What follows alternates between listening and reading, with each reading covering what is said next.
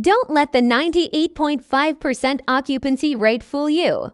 The Dubai Mall, once admired by the world, is undergoing the most brutal land clearance in its history at the hands of Emaar Properties. Brands that aren't unique enough to attract the super rich nor cheap enough to compete with the boom of Primark, which just caused a shock with 35,000 customers in just 1 week, are being ruthlessly phased out. Geopolitical tensions and declining purchasing power from Russian and Chinese tycoons have dealt a fatal blow to the profit margins of high-end fashion houses. Dubai Mall is no longer just a pure shopping paradise, but is becoming a giant amusement park where millions of people come just to see, not to buy. It's time to wake up from the dream of invincibility. Join us as we crack open the bare cracks behind the record-breaking 111 million right now. 111 million visitors in 2024. An unprecedented record has made Dubai Mall the most visited place on the planet. On average, more than 9 million people flock here each month, a number enough to fill dozens of small countries. But slow down a bit. Don't let that glamorous aura blind you. Behind the 13 million square ft space, equivalent to 200 world-class football pitches, lies a bitter reality that operator Emaar Properties rarely wants to name. They are falling into a traffic trap of their own making. Do you know how the automatic electronic counting system at the entrance works? It records everything from a VIP customer buying a Hermes bag to a worker passing by just to escape the 45°C desert sun, a person going in and out 5 times. The system counts as 5 visitors. That's not an economic indicator. It's a vanity metrics, a flashy painted pie set up to beautify media reports. Step into Dubai Mall on a weekend afternoon. What do you see? The hallway was packed with people. Crowds jostled to take check-in photos in front of the Dubai Aquarium or wait for the free outdoor fountain show.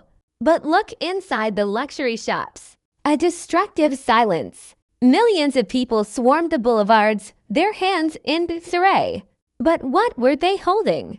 A coffee bought from a street vendor, a phone held up to record TikTok, and absolutely no designer bags. That's a transient flow trap. Dubai Mall has transformed itself into a giant, completely free amusement park, a place where people go to see, not to buy. The paradox lies in the fact that the lack of effective infrastructure routing has created an experiential disaster. The super rich, who are willing to throw away millions of dollars, are completely overwhelmed and terrified by the curious crowds. This senseless crowding cleverly chases away even the local residents, making them prefer staying home and ordering online rather than enduring traffic congestion just to enter an empty shopping mall. We are living in a strange age where social media fame is celebrated more than its actual economic value, where success is measured by the number of check-ins rather than the actual cash flow into the safe. If that crowd of 111 million people no longer brings in money, is this proud symbol collapsing from within? But bitterly, this large but empty-handed crowd is only the tip of the iceberg. Because out there, a much bigger geopolitical storm is silently sweeping away the biggest wallets from outside the borders. What really happens when the giants of Russia, China, and the Gulf region suddenly disappear from the luxury boulevards? If you want to see a luxury cemetery, walk down Fashion Avenue on a typical day. Under the cold, tearful headlights, Hermes, Chanel, and Cartier bags lay alone behind glass cases, waiting for guests who never showed up. This place once boasted the highest sales per square meter on the planet. A place with a super rich view spending a few $1,000s as just a swipe of their card to buy a morning cup of coffee. But that proud crown was stripped away. Let's look at the actual numbers. Visitor traffic to the luxury area has plummeted by 50%. Consequently, retail sales of designer goods here evaporated by 30% to 50% in a short period of time. Even the hypermarkets that serve as the pillar of the center have seen a drop in customers of up to 50%. What happened? The specter of geopolitical conflict in the region has dealt a fatal blow to spending sentiment. When the alarm sounds, fear becomes a natural reflex for the currency. The flow of key customers, wealthy individuals from Russia, China, and India suddenly stalled.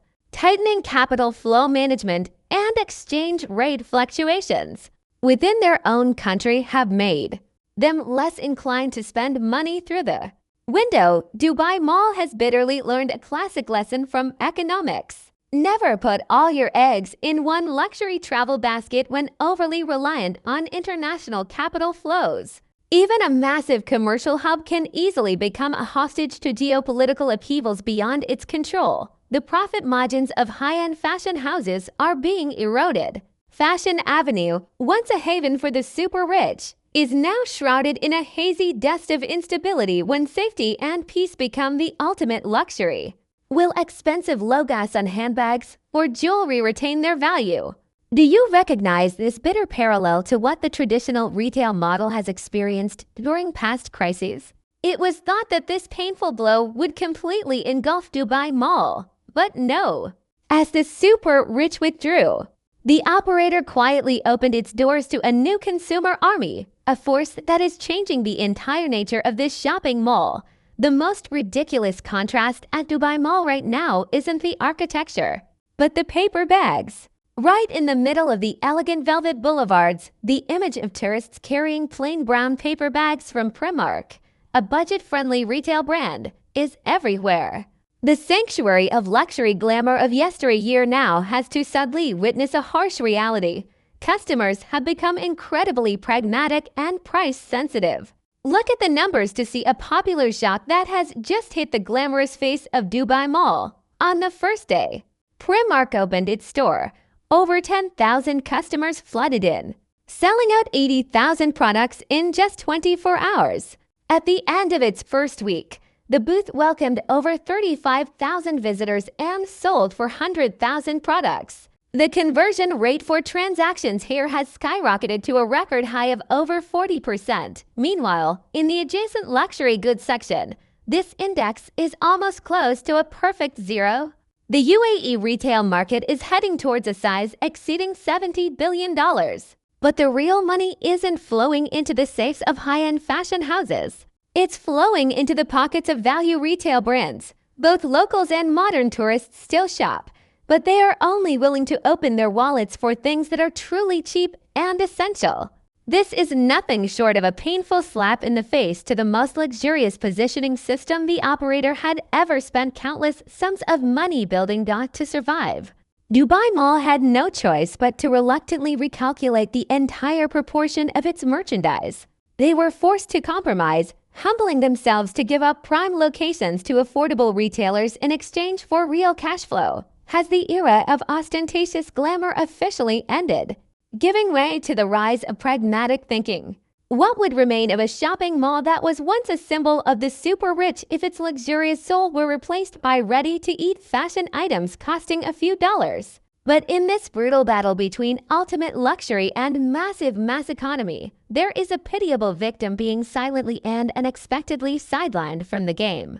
As the two giants Cheap and Lang tear apart the market, which brand segment is being mercilessly eliminated behind discrete barriers? Let's delve into the massacre in the next section. If you walk through the deserted corridors in the early morning, you will hear the sounds of a brutal land clearance taking place under the direction of Emaar Properties. Many people will look at the 98% to 98.5% occupancy rate and click their tongues. This center is still doing well, but it's a visual trap. Behind that beautiful number lies a constantly scrambled and replaced list of stores. The rent and construction costs at Dubai Mall are among the most expensive on the planet. In today's extreme two-speed retail model, mid-range brands are the most unfortunate victims. They lack the exclusivity to attract the super rich to splurge, but they also can't lower prices cheap enough to compete with the mass retail giants. The thin profit margins of the mid-range segment are quickly crushed between the burden of enormous operating costs and declining consumer purchasing power. When sales fail to break even, they fall into the operator's sights. Emaar Properties does not choose leniency.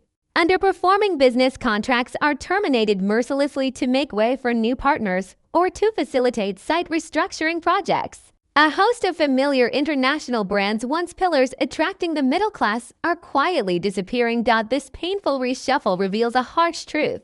The retail market now has no room for uncertainty. Either you have to be extremely luxurious or you have to be extremely cheap. The middle class and the fashion houses that cater to them are being completely sidelined from the game.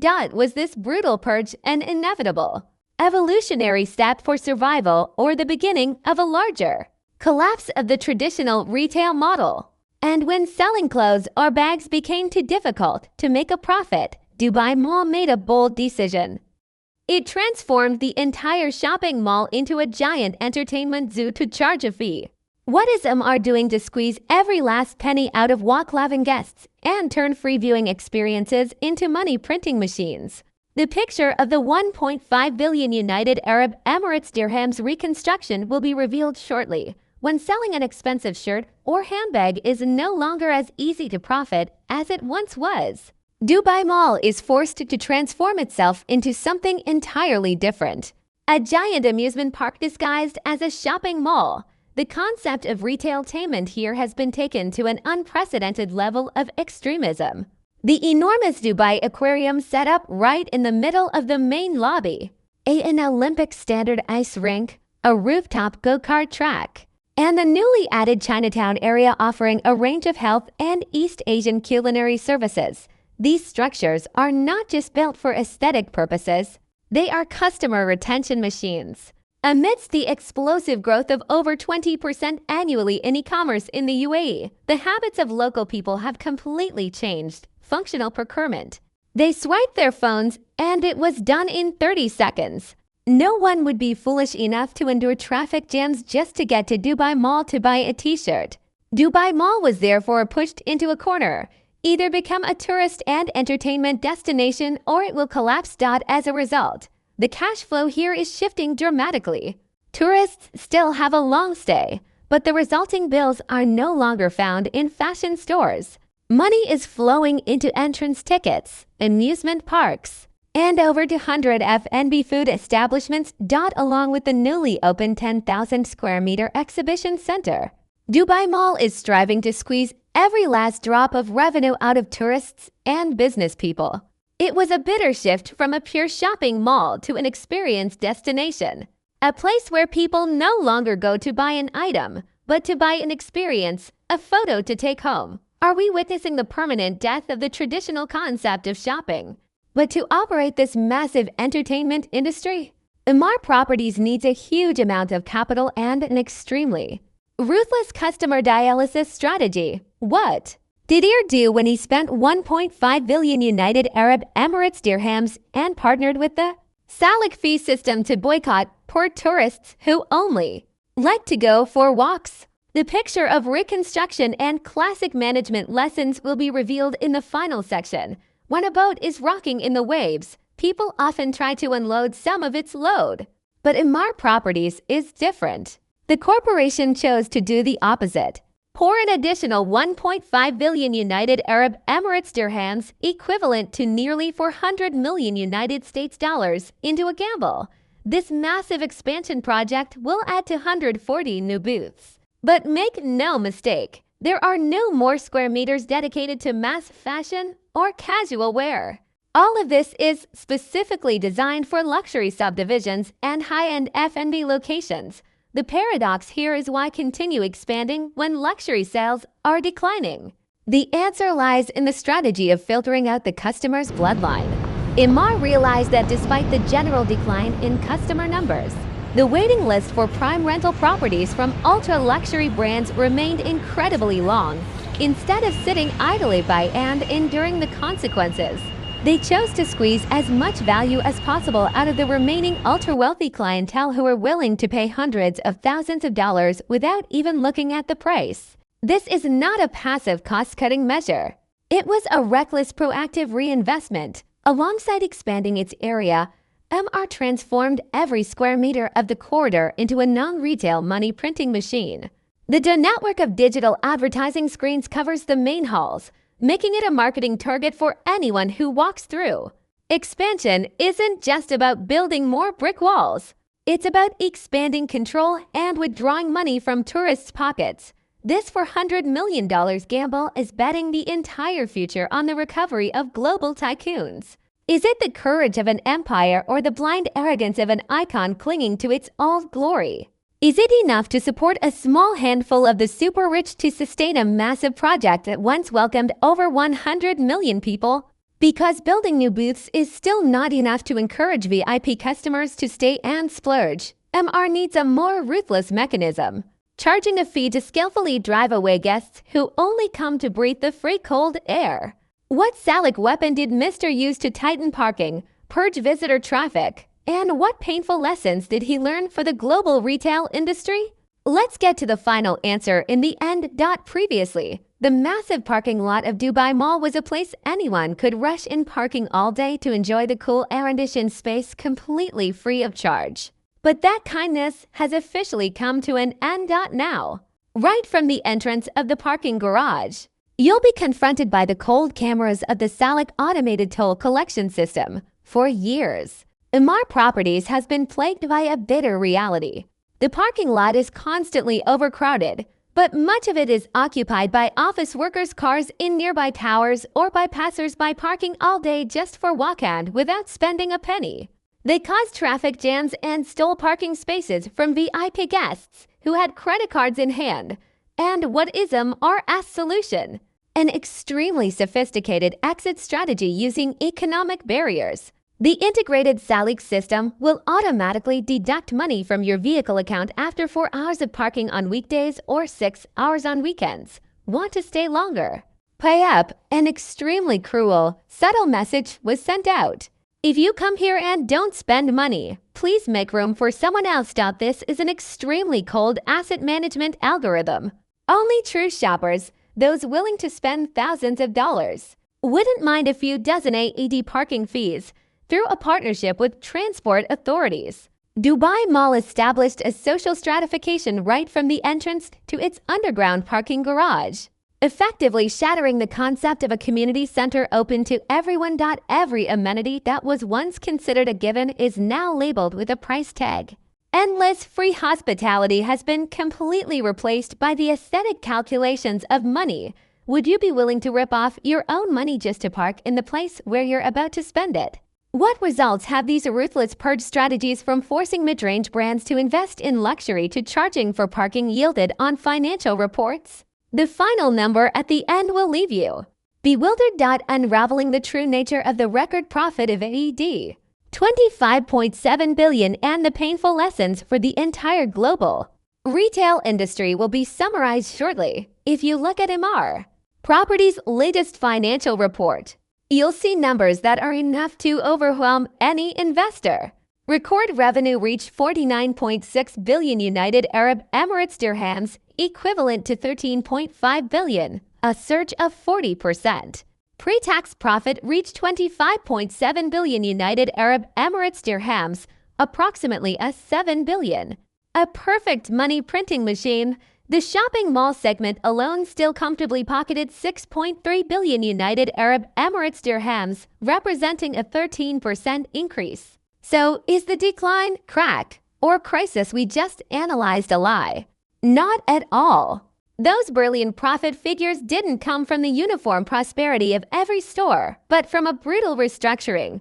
Dubai Mall did not collapse. It is simply shedding its old shell to transform into a colder and more ruthless economic entity than ever before. And it was that very journey of survival that left behind 3 classic management lessons for the global retail industry. The pitfalls of floral edema indices. The figure of 111 million visitors looks impressive in the media reports, but it's completely worthless when luxury sales evaporate by 50%.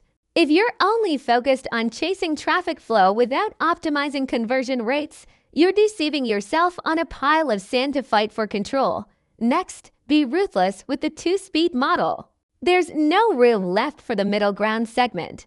Dubai Mall has proven a harsh reality. Either it caters to the extreme luxury of the super rich, or it squeezes out the enormous volume of affordable value retail. The mid-range segment, if it cannot transform, will be mercilessly crushed. Most importantly, geopolitical risk management is crucial.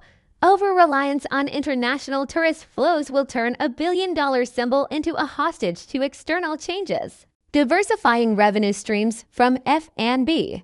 Entertainment and domestic services is the only lifeline when storms arise. Viewed from above, the Dubai Mall still stands there, vibrant and imposing at the foot of the Burj Khalifa Tower. But beneath the luxurious crystal glass lies no longer a pure shopping sanctuary or a warm communal space. It was a heart of steel beating rhythmically according to profit algorithms. Cold, precise, and with no room for pity.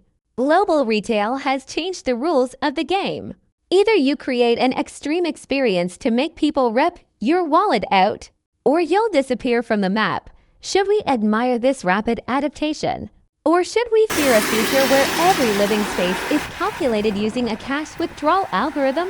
After everything you've just been through, in your eyes, is Dubai Mall a survival marvel or a bitter warning to a new era of retail? Dubai Mall is more than just a shopping mall. It is an accurate reflection of the global economy. Even the most extravagant and glamorous things can still be fractured by geopolitical shifts, consumer behavior, and the habits of the times. To survive, it accepted shedding its luxury cathedral attire to transform into a cold, optimized money-making machine down to the square meter. But the price to pay is cruelty to the mid-range segment and social stratification.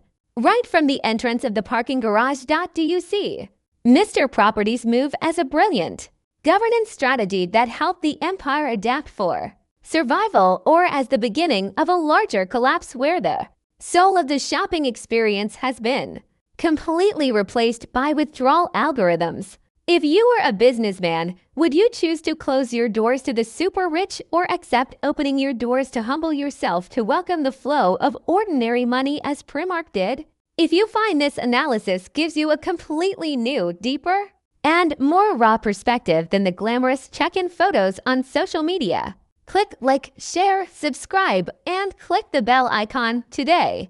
We'll be returning to the most dramatic economic branding and geopolitical hotspots. Please note the video content is based on publicly available financial reports, retail market research data, and macroeconomic analysis. The entire assessment is an analysis of economic phenomena, consumer trends, and asset management policies, and is not intended to attack or defame any specific individual or organization. Videos do not constitute investment advice or financial recommendations.